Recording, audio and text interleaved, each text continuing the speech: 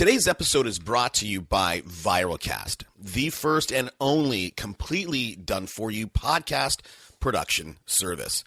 Build new relationships, create a deeper connection with your database, and get exposure to new audiences. Here's how it works. You interview influencers in your market. You start building that new relationship. Then you take that valuable content and share it with your database. Your guest then shares the content with their list. Everybody wins. You get new relationships, you create a deeper connection with your list, and get exposure to new people that you would never have access to. And look, if you're currently mining your database with video, stop. Audio is the new reality. We are living in an influence economy. Exposure is the new social capital. Go to Viralcast with a K to learn more. And right now, for the first 25 subscribers, we're offering a 50% off the getting started price. Welcome to Super Agents Live. This is the one place where you can come and hear the most successful people in real estate. You'll hear how these super agents built their businesses, how they stay productive, and how they stay motivated. Who am I? My name's Toby Salgado, and I made my first million in real estate. And I'm your host for the next 30 minutes while we talk to yet another amazing real estate entrepreneur. Stay tuned. Let's go! Yeah! Hey everybody, what's up? I hope you're having a fantastic day wherever you are. I hope, look guys, we just finished Q1 2016. And if you're listening to this in the future, don't worry, this content is not tied to a particular date. All the stuff is evergreen. So, but again, we just finished Q1. So are you on track to reach your goals? And if not, why not? We got to talk about it. We got to get you there. And hopefully this show, that's what we're here for. Now, look, today's guest, pretty interesting story, right? Typical entrepreneur, right? Every entrepreneur always has some kind of backstory. I was selling candy, in elementary school, a lemonade stand. In my case, I was selling toilet bowl cleaners. Today's guest has a similar story, and he shares it. And it's dragging golf balls out of, golf course ponds. Now, again, he's got an interesting overall experience. This guy's a chemical engineer. Do you know how hard it is do you remember high school biology or calculus? So this guy actually got a degree in that kind of crap. But it wasn't for him. So he turned to real estate. Now, here's the deal. Here's why I got this guy on. Now, he turned to real estate. Now, the thing is, he is now an investor. So we talk about how he went from no money, no experience, to 5 years after he literally got into the business, now owns 1,500 doors.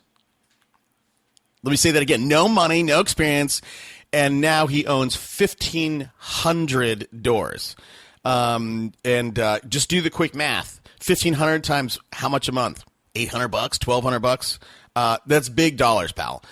So we talk about how he got there.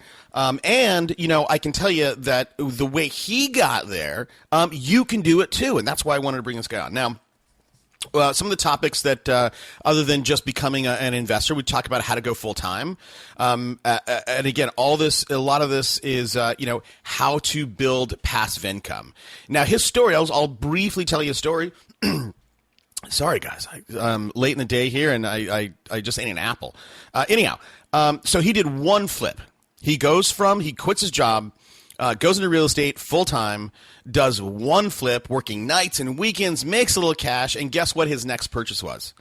92 units. He goes from one flip, a single-family home, to almost 100 units. So we talk about how he bypassed that system, right? Most people would go from one single family to a duplex, and then maybe kind of level up from there. But 1 to 100, anyhow. We talk about finding a mentor. We talk about raising capital, how to find deals, how to evaluate deals. And overall, I'll tell you, this is a pretty interesting topic because if you, listening to this, if you can follow today's guest's path, it can set you up for life, right? So I hope you like it. Now, listen, I hope you will join us. Join the conversation here on Twitter. You can find me at Super Agents Live. Hashtag for this show is Unpack That Idea. Love to see you out there. You know what? I don't normally even mention Facebook, but I've had a lot of people friending me lately. So if you want to hit me up on Facebook, I'm there. Just you know my name. Look, as I said in the top, Q1's done. Can you save your year if you're not on track? And I can tell you, if you want to level up, radio. And I can tell you that this show, for better or for worse, is creating demand. Every market we get into, I'm like, somebody's there, and then I invariably find out, oh, hey, I listened to the show, I heard you talk about it. And then they try to buy radio on their own, and you know what? I see so many people getting eaten alive. So if you all want to level up, you're interested in radio, don't try it. If you don't know what TSL is, CPP, or GRP ratings, you're going to get skinned. Just go to realestateradioexperts.com, fill out the getting started sheet, and let's chat. Let's get going. All right, hey, let's get to the show. Today on the show, this is a little bit different, and sometimes you'll hear me say that because we're always exploring new niches, new geography. Today's guest is a guy who got into commercial real estate about 5 years ago, no experience, no money, and today he controls about 1,500 doors. So we're going to talk a little bit about how he did it and how, if you guys want to move into this or explore this, how you might go at it. Today's guest is Andrew Cushman. Hey, Andrew, thanks for taking the time out, man. Hey, glad to be here, man. So listen, I always, before I want to get into what you're doing and how you did it, before we get there, I'm always curious about who you are. So take a minute, tell us a little bit about who Andrew Cushman is. Okay, sure. I'm a former chemical engineer, but I knew that wasn't my calling. It was just a placeholder. And about 8 years ago, my wife and I figured out that real estate was our calling. So we flipped a house, and I quit my job. And then about 4 years after flipping, we said, hey, you know what, commercial real estate is the place to go. And so we moved into that full-time. And so that's what we go. So full-time, I invest in apartments and provide passive income opportunities for our client investors. And then when I'm not doing that, I love to do backcountry skiing and surfing and spending time with my two little boys. So, former chemical engineer. So you're a math guy. You're a genius. Come on, man. I mean, you're a super smart guy, right? I am an analytical numbers guy. Yeah. So when you looked at real estate, did you look at the type of person or the typical agent out there and just see opportunity because you're so much smarter than most everybody out there? Well, I wouldn't say smarter. I would just say a different skill set. That's like a lot of my friends and people that I hang out with are real estate agents, and they're like, wow, it's just so different to have a high analytical guy in real estate. Usually it's, if you go to the DISC model, the high D, the drivers just, salespeople, get it done. And so it is kind of a unique advantage or a differentiating factor because that's what I'm really good at is the numbers. And then I partner with people who are really good at the sales and just, getting things done. Okay. All right. So that's Michael Gerber's E-Myth. So you're an engineer. You knew it wasn't necessarily your calling, your passion, a placeholder, as you said. 8 years ago, you kind of landed on real estate. What did that look like? And how did you? That's a big jump, right? I mean, what was it that you said? Okay, yeah, this is the industry I need to be in, is real estate.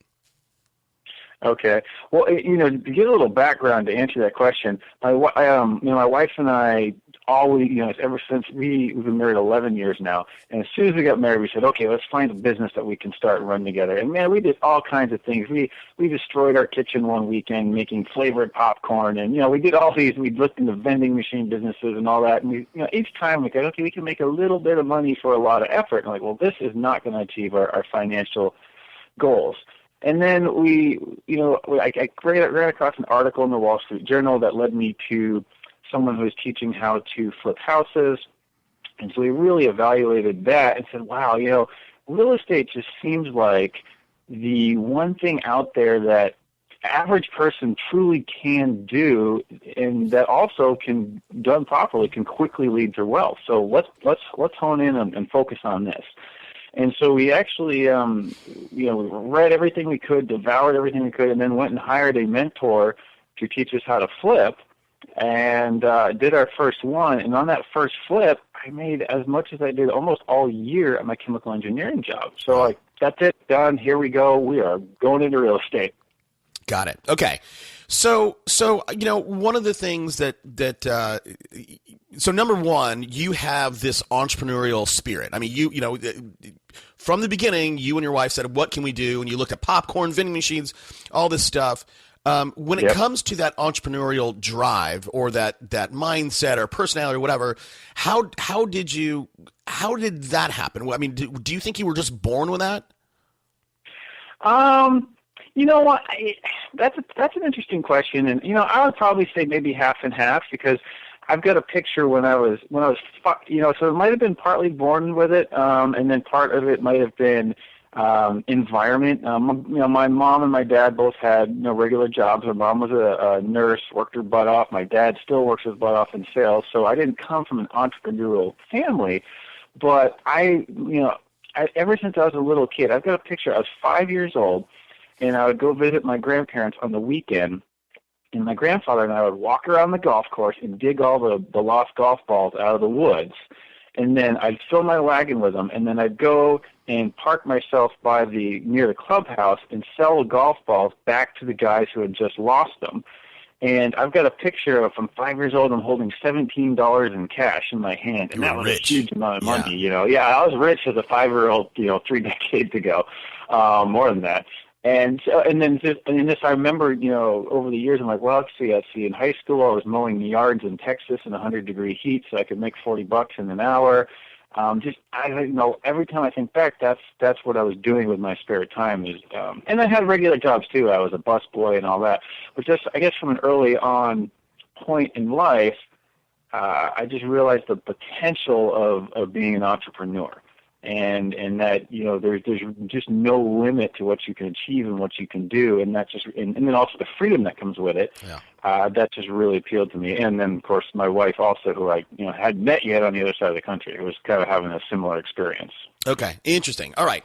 And I think that's important because I'm still, I think the jury's still out whether entrepreneurs are born or they're made, and I think I agree with you. I think environment has a lot to do with it. Okay, so you landed on house flipping. You flip one, and you flip the switch. You go, yeah, this is it. Now here's the problem. And this is why I asked you about that entrepreneurial question, is because I get it all the time. People send me emails. They have a job. Maybe they're a chef. I don't know. They make $75,000 a year. They want to go into real estate for all the things that you just mentioned, right? Wealth, time freedom, financial freedom, all that stuff. And their mindset is, as soon as I can make enough money to match my current job, then I'll quit. And I'm like, good luck. It's never going to happen. You have to take the leap. For you and your wife, and I don't know if she was working or not, but taking that leap, quitting your job, giving up health insurance that paid, every 2 weeks getting paid. I don't know. Was that a difficult thing, and what went through your head? What can you tell people that are in that situation right now who are going, man, I want to go full time, but what would you say to get them over that hump? You asked me about the experience, what was going through my head. When I walked in to quit my job, I had what, for me, as far as a job goes, I had what was a dream job. It was in the exact location I wanted. It was for the exact company I wanted. It was for the exact boss I wanted. Just tell you how good I had it. And on top of a decent income, I had taught my boss how to surf, so at least once a week, my boss and I would go surfing and show up 3 hours late to work, and no one would say anything because I was with the boss, right? So I had a good situation. My commute was 8 minutes on surface streets, no traffic, nothing. And so when I walked in to give that up, and I sat down with him and said, hey, Nick, here's my situation, and my arms were shaking. I'm like, wow, this is a dream job for me and for most people. I'm just going to walk out of this. But, it was a bet on ourselves. And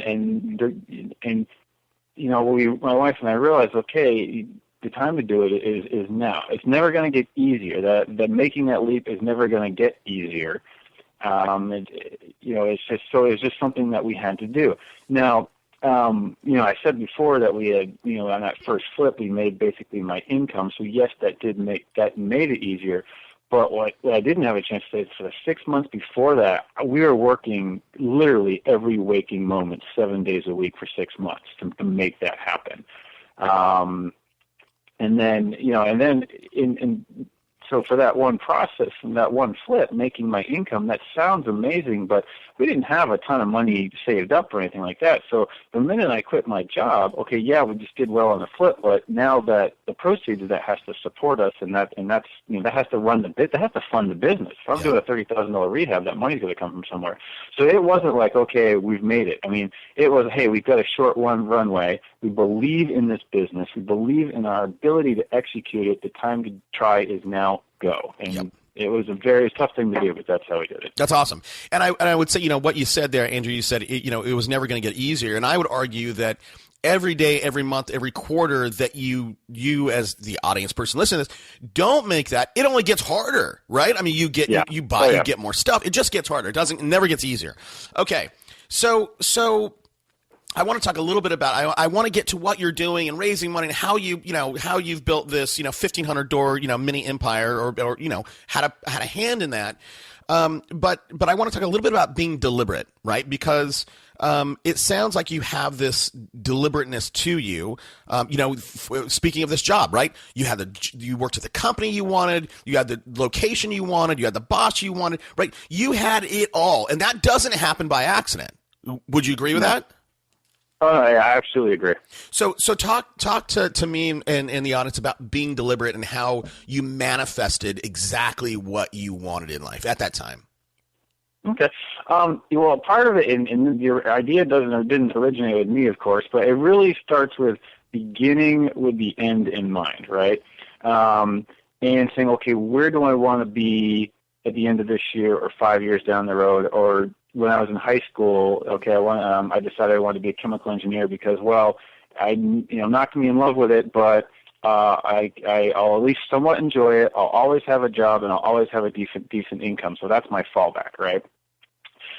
So it really just being deliberate in having the end in mind. So once we, my wife and I got married, and I had my job, and she had a job as well. We said, okay, we want to have a business that will achieve our goals of being financially solid, giving us significant freedom and flexibility, and that will lead to long-term wealth. Those are the three, in wealth being not just money, but the ability to do things for other people, to do what we want with our time. And so that was our end goal. We started with that in mind, and we really, really wanted it. So that when you look ahead and say, okay, I really want to achieve this goal, that and have that written down, that helps you be deliberate in making progress and taking the necessary steps to get to it. And so once we had that, we started trying all our little businesses. And so for example, the popcorn thing, that was a blast. I mean, we destroyed the kitchen. We made a lot of really great tasting stuff. But then we said, okay, how does this align with our goals? And it's like, well, we can probably make a little bit of money with this, but it's not easily scalable. There's a ton of competition. We could give somebody food poisoning or whatever, and it just seems like a backbreaking work. So even though it's fun and it could be profitable, doesn't align with our end goal. Set it aside. And so having that, as we went through different businesses, we'd try it and say, nope, doesn't match what we want to do. And then when we found the real estate, we realized, okay, this will give us the financial rewards we want. This does give us the flexibility, and there's no limit to how successful it can be. And so, all right, so this truly aligns with what we're trying to achieve. And knowing that really helped us just, like you said, be deliberate. So, okay, we believe in the system, we believe in ourselves to execute it, and we are going to make it happen. And that was what we said when we started to do the flipping. We said, all right, kind of like with the other businesses, our commitment to ourselves is we were going to work it until we did at least one deal. After we did one deal, if we didn't feel like it aligned with what we wanted, we could quit. But we both committed to each other that we would not quit until we did one deal, and that focused us and made us accountable to doing it. And I would say to people who don't have a spouse, or maybe not a spouse that's not interested in doing that with you, just find a colleague or a friend or just somebody else to be that accountability partner, and that'll go a long way. Okay. All right. Yeah, no, that's good stuff. That's good stuff. So the end in mind, map it out, and I think I agree with you, having a partner, spouse, or whatever that is supportive of you, when you get into the trough areas of business. Yeah. Helps. All right. So you get onto real estate, you do a flip, you make some money, you quit, you go full time. Now, real estate is one thing, but you have residential, industrial, commercial, there's all sorts of niches.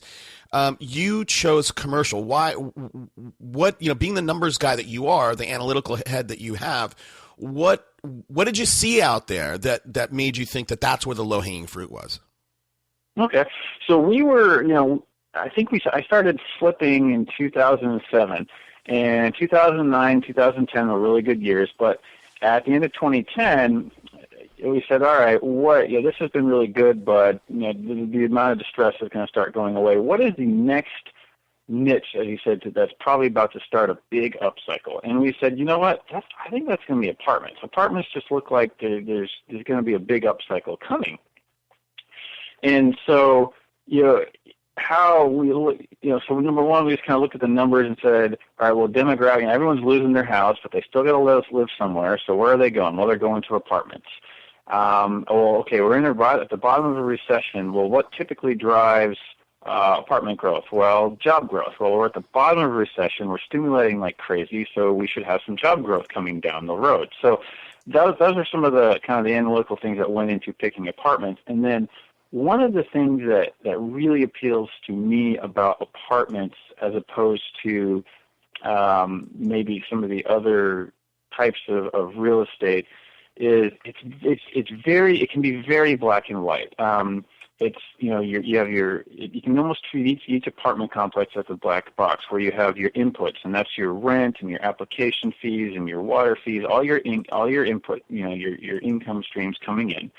And then you have whatever happens at the property, and then you have all of your expenses. And so you've got property taxes. Hold on, Andrew. Andrew, hold on. I don't want to get in the weeds too much. I think. Okay, sure. No, that's okay. But I think the first thing, Andrew, is that that's a big jump, dude. I mean, going from mindset headwise, you can. We out here may be able to see a trend, right? Whatever that trend is. But you going from a residential single family home of 400, 500, whatever, how many, I know you're in 714, you're in Orange County. Typically the next logical step would be a duplex, right? And then maybe, a fourplex. And then, but how in the world do you envision go from single family flip to an apartment complex, 100 unit per, Okay. Yeah. Well, yeah. And so the first one we bought was 92 units. So what we did, the mindset and how we actually did that is we thought, well, I don't want to, number one, like you said, I'm in Southern California, and so you can get much better cash-on-cash returns in some other parts of the country. And we said, well, how can we make that work? Well, if I buy a duplex in the other side of the country, that's going to be pretty tough to manage. So how do we eliminate that? Or we buy something that's 100 units so we can have on-site staff. Well, crap, how do we go from, like you said, how do you go from 1 to 100 units? So we did the same thing that we did with single family. I said, all right, let's find a mentor. So I started asking around and found somebody that was already in the business and had already bought 800 units and hired them and said, hey, would you teach me the business? And he said, yeah, I'll do that. Now, hold on, Andrew, and I hate to interrupt you, but I think this is important. Was this person, there's a lot of coaches out there who will coach you to do X, Y, Z, but maybe they've never really done it. I mean, did you find somebody who was an operator and reached out to them, or did they hang their shingle saying, I'll help you, I'll teach you to do X? It was a little bit of both. He was an operator, and when I reached out to him, he was basically like, hey, you know what, really good timing. I was just thinking about starting a class to teach people this stuff. Okay. So, and I knew, and you know, I vetted him. He had already done about 800 units successfully. So I said, okay, this is an operator. He's in the field. He's not just teaching. He's adding teaching onto his business. Okay. And so that's the guy I want to learn from. And I just bring it up because I think that's important for people when they, you know, when they evaluate, you know, people who do seminars or whatever, because, you know, all right. So he was an operator. You vetted him. You hire this guy. And again, I don't want to get into the weeds of all the bullet points. But you know, you started looking around the country for a deal. I'm assuming that what you learned from this guy was how to evaluate a property. Yeah, exactly. Yes. So he taught me how to evaluate the property. You know, what kind of things are you going to do to reposition it? Where do you want to buy? How do you find these deals? Those are the kind of things that he taught and walked us through. And so in this process, I think most people will say, geez, that's great, Andrew. You know, you can teach me, I can learn how to evaluate a property and find a deal. But when it comes to pulling the trigger on a $5, $8, $10, $20, $50 million unit, like, forget it. Like, that's, you know, I've never seen $1 million in my life. How in the world am I going to pull the trigger on a $5 million? And I want to talk about how you raise money and how you actually pull these things off. But in that process of what you learned from this guy, how to find a deal, how do you evaluate it? What are the constriction points? What's the most difficult thing out of that? For your first deal, I'd say that the most difficult thing is going to be raising the money for it, as you said. Okay. Yeah. So, and really, the ways to overcome that, and you know, is partnering with people. Okay. And so you know, with things like this, there's very much a chicken and egg problem, right? So Yep. Do I go find the deal first and spend potentially 6 months to a year, you know, finding a deal, evaluating a deal, cutting a deal, you know, putting it under contract, and then raise the money, or do I raise money first? Yes, and both. Okay. So you do both at the same time. So what you do is you start, you know, you pick a market, whatever. You start looking for the deals, and in the beginning, don't worry about, you know, am I going to get this deal analyzed right?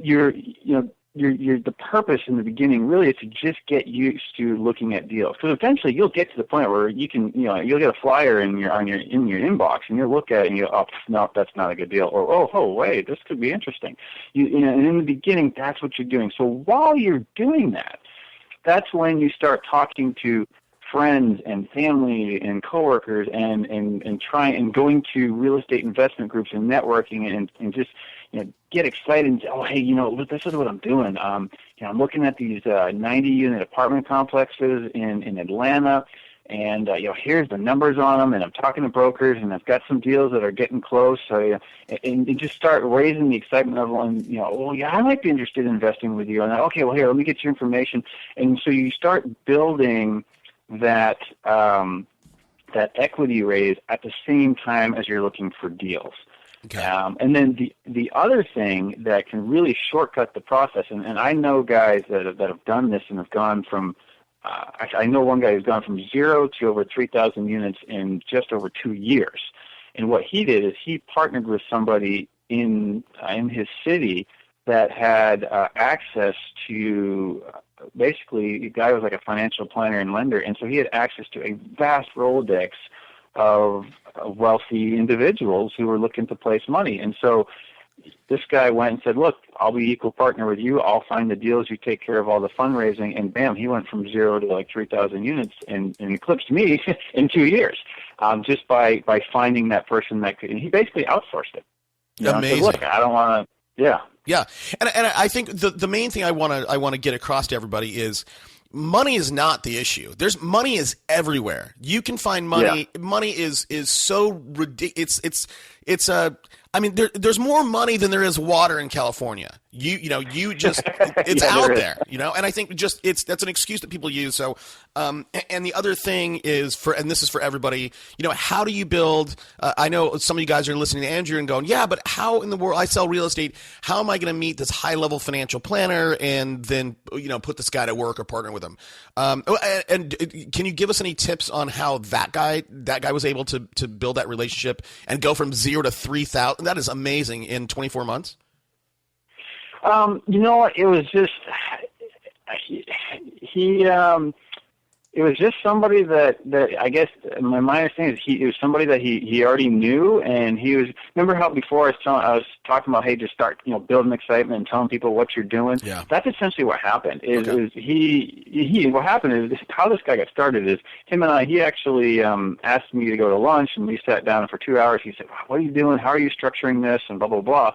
And so we talked, and then he went out and started talking to people, and this guy was like, well, yeah, if you're gonna be buying apartments, I can fund them for you. And I mean, it just came together because he got out there and started talking to people. You never know what's going to come out of that next handshake or that next person that you meet, and that's how it happened. Yeah.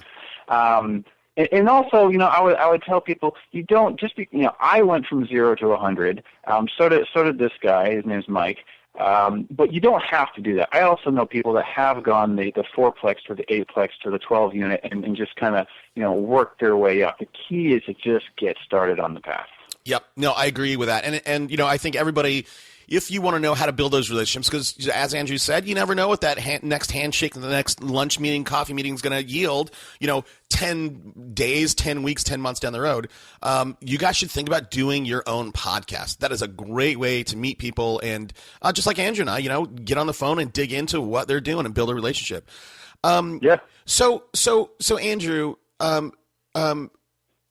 so you raise money, you find deals at the same time. What is the first step in evaluating or finding a deal? You talked about, employment being an indicator, or maybe foreclosures being an indicator. Any tips on how to, the nation's a big place. Yeah.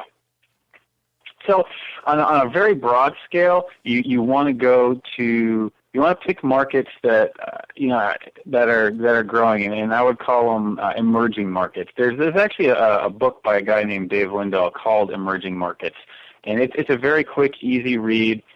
It gives a good overview of kind of market cycles and goes a lot more in depth into what emerging market is. So basically, you want to go and look at buying in places where jobs and people are moving, right? So everybody knows about like Dallas, for example.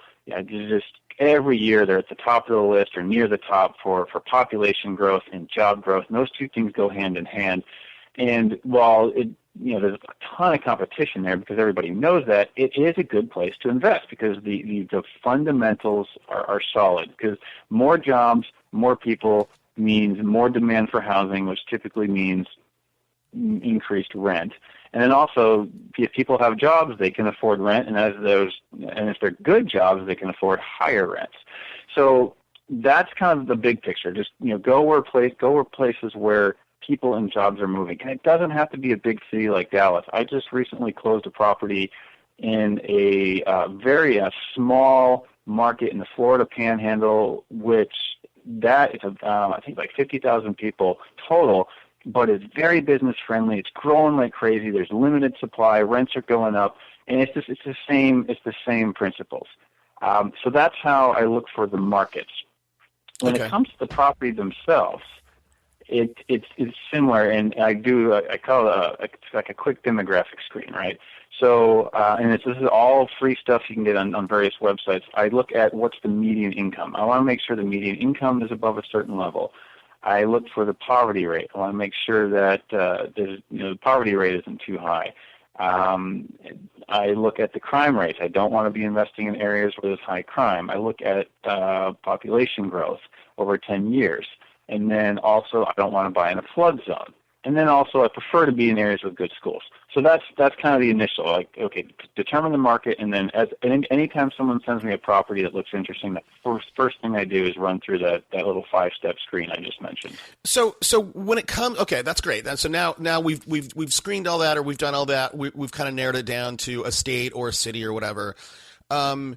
The deals, and I don't know if you actually are looking for deals, but the deals out there are typically not on the market, right? I mean, if there's a deal out there and it gets published on the MLS or whatever, there's demand for everything. Do you look for off-market deals first, after you've identified, ABC city? Yeah, so you're absolutely right. LoopNet is the commercial version of MLS. And I think the last 5 apartment complexes that we've actually acquired have either been off-market or what I call post-market, meaning it was listed and, 15 guys bid on it and it went under contract and it fell out, and then the second guy fell out, and then now all of a sudden the seller has got to close, and the broker says, well, this guy's price wasn't high, but I know he'll get it done, and boom, now we have the deal. So most of the good deals are off-market. And so what I would say to someone starting out is use that time period when you're building your network and your equity investor pool to get to the point where you're seeing the off-market deals. No broker's going to send that to you right away, right? So you get on LoopNet, you find, okay, what broker has the most listings in the market that I'm interested in? And in the beginning, they're going to send you the junky deals or the ones they can't sell or whatever. And you analyze it, and you go back, you call them and say, hey, thanks for sending this to me. I appreciate the chance to look at it. Here's why it's not a good fit. What else do you get? And once they realize that you're a real buyer and that you're deliberate about analyzing deals, you're not going to just buy anything, and you stick around for a while, all of a sudden, well, you know what? I talked to this seller yesterday. He's got 95 units. He's just trying to clean up his estate. It's not on the market, but, he said he'd look at an offer. Here, tell me what you think. And all of a sudden, you've got an off-market deal. And that's how it works. So that, we're back to the chicken and the egg. It's both. So while you're building up your equity pool and investors, you're getting through that beginning period of looking at the kind of junky deals, so that by the time you've got your equity ready, now you've got the really good deals. And also, I wouldn't say don't ever look at anything that's listed. We have bought listed properties, but the majority are off-market or post-market.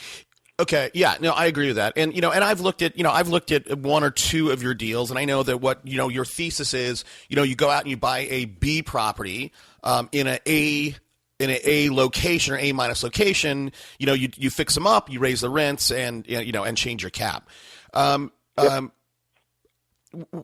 If I was going to do this, and this is what I would think, I would, again, I identified ABC City.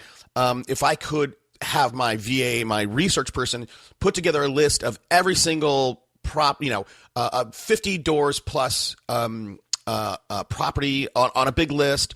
Look at the age of it, look at the ownership structure, because all that should be at some level public information, and then start to just reach out to those people individually and go, look, I know you've had this property for 10 years, it's a little bit run down. Would you be interested in looking at an offer? Have you played with that at all?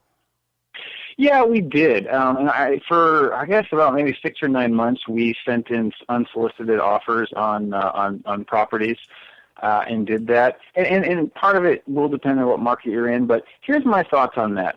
Okay. I think that is more appropriate in the under 50 unit range. So if you're looking for duplexes, fourplexes, 10 units, I would encourage people to go ahead and do direct mail campaigns. Like you said, find out the owners and just send them a letter or try to call them and say, hey, I'd be interested in buying your property. But when you get to, if you're looking at 90 or 100 or 200 unit buildings, number one, a lot of those are institutionally owned, or they're owned by companies or groups of people. And then also the brokers, they spend their lives, just getting in touch with those people and developing relationships. So what I found is, I might get in touch with the owner of that guy who owns 100 units, but this broker has known him for 5 years. So I'm actually better off. I took that list of properties I was interested in, And then I sent it to all my broker contacts and said, hey, do you have a relationship with the owner of this property? And out of the like 20 I sent him, I think 18 of the properties, one of my broker contacts was like, yeah, I've known this guy for years. And I said, hey, would he take an unsolicited offer? And it just quickly narrowed it down, because on half of them, they're like, no, they just refinanced, or they can't, whatever. And then on the other one, the broker was like, yeah, I'll take an offer. I know you and I know them. Let's see if we can put it together. And I found that to be far more effective than just, blanketly trying to get in touch with people who own, 500 units. Yeah, boom. And I'll tell you, for everybody listening, that nugget right there will save you months of your life. I mean, Andrew himself wasted 6 to 9 months learning that one thing. So that's awesome. And look,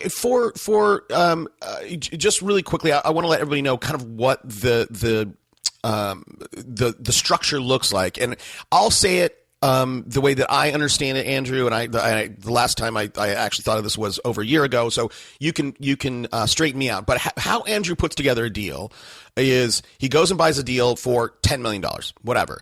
They raise the cap, they raise the cash, they increase the rents. At year 3, they refinance it, take 30% of that $10 million. So in this case, $3 million, give it back to the investor pool. So now all of a sudden, everybody put out $1 million, 10 people put out $1 million. Now they only have $700,000 out. Again, I think at year 3 you refinance it. At year 5 you either refinance it again, take I believe ideally more money off the table, and then at year 7 sell it. Is that the structure, or maybe just really quickly tell everybody kind of how you work these things? Yeah, I mean that's pretty close. That's kind of the gist of it. So yeah, I'll get the deal under contract. Debt options are really good right now. So instead of buying all cash, we do buy with commercial debt, Fannie or Freddie or whatever. So if we're doing a $10 million deal, I'll probably get a loan for $7.5 million, and then we're going to raise that $2.5 million. And then, like you said, we'll have some guys who throw in $50,000, other guys who throw in $250,000, or there's a few that do higher amounts. And then we'll acquire the property, we'll turn it around, raise the rents. Generally, by the end of year 2, that's our goal, to do that refinance or a supplemental loan. And yeah, like you said, we're aiming to give a portion of that initial capital back. It might be 20%, it might be 30%. In one case, it was 80%. And so that way our investors don't have as much capital invested anymore, and they can take that money and go deploy it somewhere else or in the next deal or whatever. And then generally overall we're looking at a 4 to 7 year time frame. So year 5, and if the market tells us to do differently, we will. But at year 5 we say, okay, does it make sense to just go ahead and liquidate this and move on to something else in a new emerging market? Or, man, this thing is just doing so well, everyone just wants to keep it, and okay, we'll take a vote and possibly do that. So yeah, that is the basic structure. Okay. And for you, the group, DAP, the group that you're involved with, kind of the cherry on top for you for doing all this work is that you guys keep about 10% of the deal itself. So you get 10%, you own 10% for doing the work, or something to that effect. Is that accurate? Yes, it's called a sponsor carve-out. So typically, whatever the equity raise is, we're typically investing 10 to sometimes 30% of it ourselves, of our own personal money, and that money is on par with every other investor that comes into the deal. But then, yeah, how I earn a living and put food on my table is when the properties start to kick out distributions and send those quarterly checks to our investors, we get a portion of that. And so, yeah, so that's our reward for finding the deal, putting it together, and making it profitable. Awesome. Okay. We're going to start wrapping up here because we could spend days and days and days, weeks, months learning what you do and how you acquired your expertise. I'm always curious about, what a guy like you reads. And here's the setup. Here's the typical setup. Answer it any way you want, but basically I want a book recommendation. I'm an aspiring agent. I have $25. What book, Andrew, do I need to buy today? I would, if I'm an aspiring agent and I'm looking at getting into possibly doing apartment vestings, apartment investing, I would go with Dave Lindahl's Multifamily Millions. And if you can borrow $5 and get yourself to 30, then I think you can get both books, and that's Multifamily Millions and Emerging Markets. And those two go together really well. They're both on apartments, and they'll give you the big picture. That's awesome. And for everybody, look, you don't need 25 or $30. Get a free copy on us. Use our link. Go to audibletrial.com/superagentslive, and Audible will give you a free copy for using that link. Andrew, for you, what's your end game? How old are you? You're 41 or so? No, I am 38. 38, young guy. You're on track for, you're going to be a wealthy man by the time you get to 50. What's your end game with this thing? The end game is, I call it, I'm in a mastermind called Go Abundance, and we call it horizontal income. And kind of the outside, a lot of people call it passive income. And what that means is that's income that comes in regardless of whether or not I decide to work today, right? So the end goal is to not only have apartments that I control with others, but also be able to acquire these on our own. And have, through our real estate business, have passive or horizontal income that comes in every month. So we have the freedom to say, you know what, let's take this week off and just take the kids to Disneyland or the beach or just relax at home or whatever.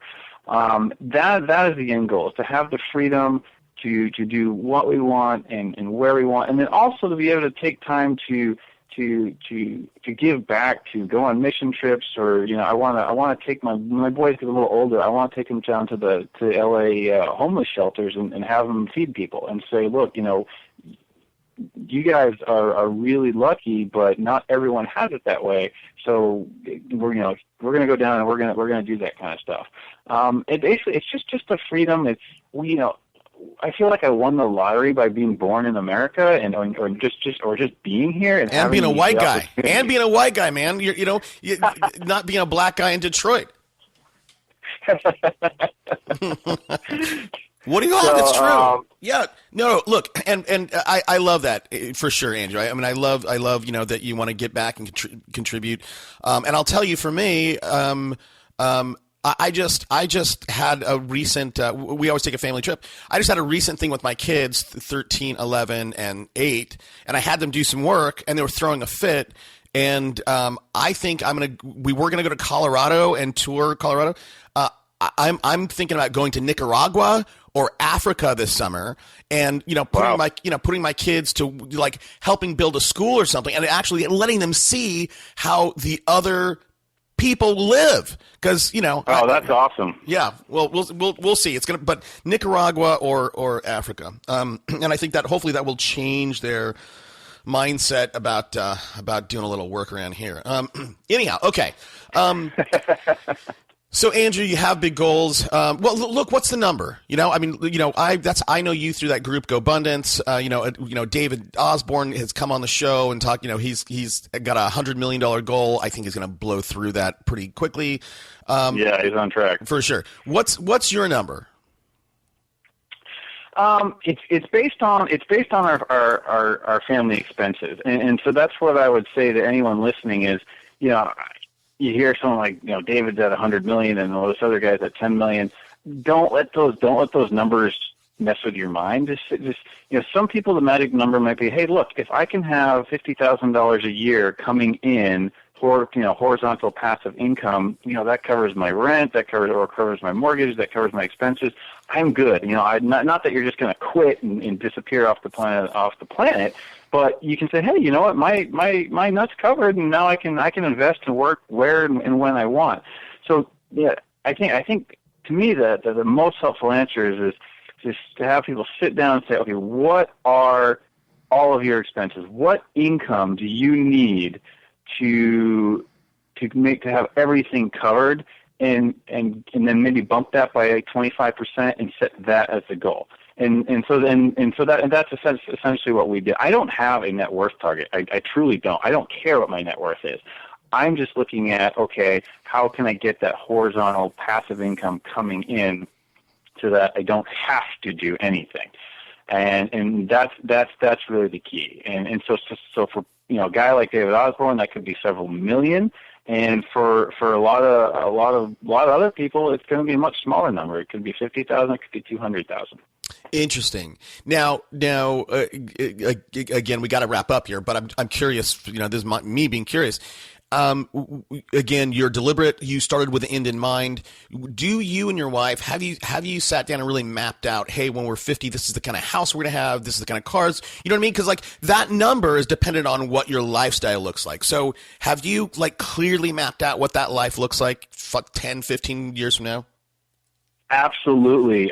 We've done what we call a 5-year vision plan, and that's where you sit down, you say, okay, where do I envision my life 5 years from now? And you literally write it out. You say, and it's really a fun thing. Say, okay, I'm living in this house and in this neighborhood, and I spend this many days. For me, it's I spend this many days skiing, and I spend this many days surfing, and I take the boys doing this, and my wife and I go on this many dates, and when that's written out, that's a plan for where am I 5 years from now. And so for us, we actually already live in that dream house. We bought it early on. Our kind of goal is we really want to, rather than keep moving up, we just want, where we want to be at a place where the freedom element is most important to us. I guess just say that. Okay. So we actually, so when we bought our first house, we were, again, very deliberate about it. We took a long time, and we said, okay, we might move down the road, but let's buy something that we could end up retiring in. And right now, that's how we feel. I can truthfully say that if my income were to triple or quadruple in the next couple of years, we wouldn't be looking to move. We'd be like, sweet, we got it covered. Let's just enjoy where we live. That's interesting that you say that because I'm much in the same way. I have a 4,300 square foot house in San Diego. I'm 15 minutes from downtown. I have an acre and a half, which is crazy rare. Nice. Yeah. Yeah. But I think, I have a 911 in the garage, a Cayenne in the driveway. I have, I'm 46 now. I did that when I got everything I wanted when I was 38. And I can tell you that stunted my growth. That stunted my growth because I was like, okay, what next? And I'm struggling with that right now of how do I keep cooking? How do I keep pushing, keep hustling when I don't need to? I don't know if you have any tips for me, man. I think it's find the next why. For example, going back to David Osborne, who's one of my mentors and a guy that I look up to. His original goal was to get to 100 million, and he's going to blow through that, I think, in a year or two. Well, his new goal is actually 250 million. And and again, that number is not important, but it's the reason behind it. Because what he figured out, he said, wow, because now he's doing stuff like helping drill wells in Africa and all this kind of stuff. And what he figured out is, his lifestyle and his houses and his plane, he's already got all that, and he can only get so much of that stuff, right? So his new why is, wow, if I go from 100 to 250, I can do so much more giving back. So one of his main goals is to spend the majority of his time giving back, and so that's what he found, at least in my conversations with him on it, to drive him. And so for me, it'll be the same thing. Once we have all of our expenses covered, I'm not going to just I'm done and disappear. My why is going to change. Right. It's going to be, well, geez, if I make an extra $1 million or $2 million, then I can donate it to this fund, or I can build this school, or I can give this this family a second chance. And so the key is to just find a new why. Yep. No, I 100% agree. Yeah. I mean, for David or for you or me, as I think when we get to that, that's when it turns from lifestyle for us. And then you start to focus on legacy, right? What do you want to leave behind? And again, when it comes down to it, right, that's truly starting with the end in mind, right? What do you want people to say at your funeral? What do you want your headstone to read, right?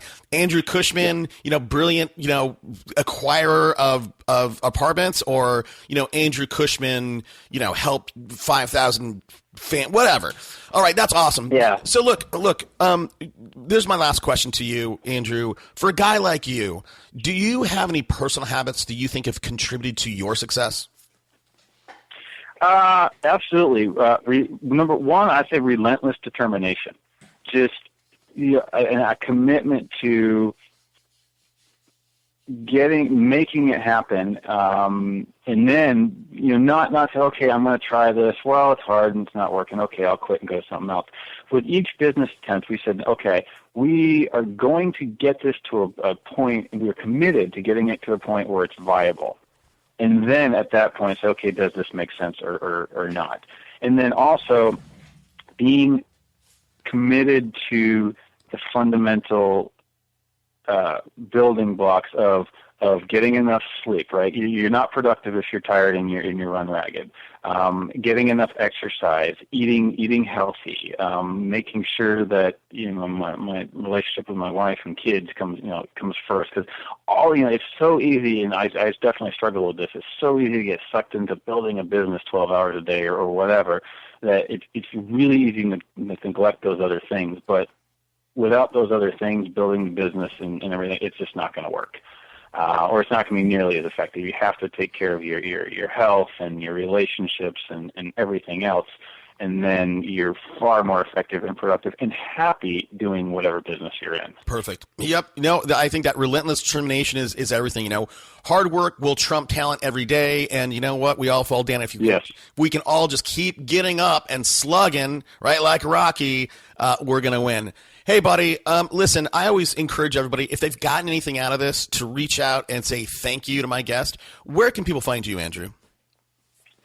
Yes, I've got website is it's actually Vantage Point Acquisitions, which is part of DAPS, so that's just vpacq.com. And then my email is andrew@vpacq.com. Awesome. And listen, everybody, if you have, it's rare that a guy that you can tap into a mind like Andrew. So I don't want you guys to flood him with emails, but if you have a thoughtful question, one or two, don't send him a page. Cause him and I, when we get those, we just can't respond to him. If you have a thoughtful question, I would encourage you to reach out to Andrew. Again, it's rare that a guy like that would give you his email address. In 3-4 years from now, when the guy, has an empire of 10,000 units, you're not going to have access to the guy. Hey, Andrew, I'll be the first one to kick off that thank you train. Thanks, buddy. Appreciate it. Hey, no worries, Toby. Good talking with you. You too, bud. See ya. This show is produced by me, Toby Salgado, with help from our research team and production done by Viralcast. If you're building a team and want to make sure you're doing it the most efficient way, reach out to Corcoran Coaching. They coach 83 of the nation's top producing teams. And for our listeners, they'll give you a free business evaluation. Send an email to bubba@corcorancoaching.com and let them know I told you guys to call. Let's go.